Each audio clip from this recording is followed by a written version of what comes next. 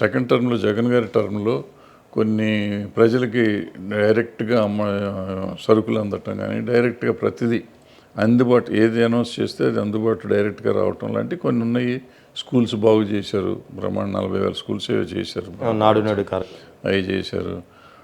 ఇంటింటికి డాక్టర్ అన్నారు. అంటే వాట్ ఎవర్ అవన్నీ చాలా మంచి కార్యక్రమాలు చేశారు.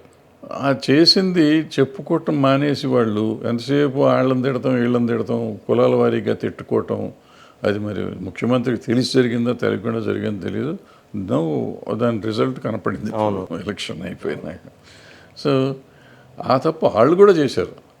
తెలుగుదేశం ప్రభుత్వం ఉన్న రోజుల్లో 14 నుంచి 19 దాకా కూడా సేమ్ వాళ్ళు చేసింది అదే రిపీట్ చేశాడు ఈయన. ఆయనకి ఎట్లా జరిగిందో అవమానం ఈయనకి అలాగే అవమానం జరిగింది. సో వీళ్ళు ఇద్దరు మరి ఒకరినొకరు చూసుకుని చేస్తారా, కలిసి చేస్తారా? ఇప్పుడు మళ్ళీ వీళ్ళు అదే చేస్తున్నారు నాకు తెలిసినంతకంటే. పేపర్ కానీ టీవీ కానీ చూసింది చెప్తాను. నాకు ఇక్కడ రాష్ట్రంలో నేను చూడలేదు కాబట్టి నాకు తెలీదు. But same thing.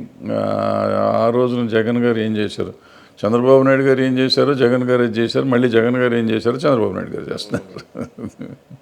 రిపీట్ అవుతుంది.